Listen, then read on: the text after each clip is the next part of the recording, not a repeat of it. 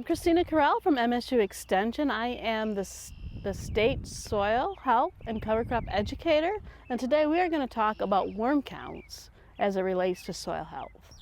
One of the many assumptions about healthy soils is that there's a lot of worms, and people actually like to see how many worms they have and measure if the worms increased over time from year to year, and that they feel is a good method to determine if their soil health is increasing or if it's decreasing. First, before we start, I really want people to understand that while we think worm counts is a really good indicator of soil health, that is actually not the case. People equate worms with healthy soil, but worms need to live in soil that is damp and moist.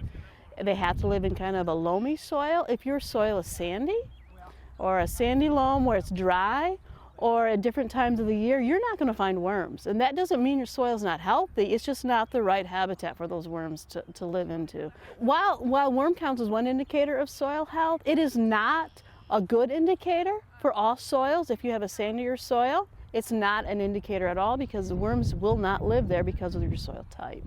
The first thing you want to do is we use a quadrant. This is an 18-inch quadrant or a 2x2 quadrant, and you can use anything. You just want to measure, you want a measurement of an area that's about a 1x1 or 2x2. You just put it out, and in our sandier soils or sandier loam, we want to dig 6 to 8 inches. We want to dig that soil up. We're going to flip it over, and we're going to count the worms that we have in there. And we're going to count how many earthworms we have and how many wigglers we have, or red wigglers or red worms. We're going to count the insects. We're going to look at everything that lives in there. And we're going to try to determine if they're good or bad insects. And that again is a feature of what you're growing or what you want to see. And when you're doing this on the surface, you might find a lot of slugs. You might find a lot of different I don't want to call them bad larvae, but you're going to see things like grubs, which are beetle larvae. We usually don't want to see those, but you're going to see if they're there. So when you're digging up and you're looking at all the insects and all of the worms that you're seeing there, you want to determine by what your crop is, if it's something that's beneficial to that crop or if it's something that's detrimental. Most of the time, things like grubs, which are beetle larvae, they are detrimental to the health of our soil. They actually eat the roots of our plants, and we don't want to see them there. So we want to divide them up by that. And for the most part, when we were looking for earthworms or red worms, that's really important for us to see. One of the things that I always stress when we're looking at earthworms is to remember that a lot of our earthworms are not native to parts of this country. They're actually something that we brought in from our cargo. They are introduced species. So while people get excited about seeing them, they really aren't the best indicator. We want those native worm populations. Those are what we want to count and to see increase over time. So in order to test for them, you've already dug out your 6 to 8 inches. You have went ahead and you've looked at them, you've categorized them, you have a little bucket there for your earthworms and your redworms to go fishing tomorrow so that you can keep them.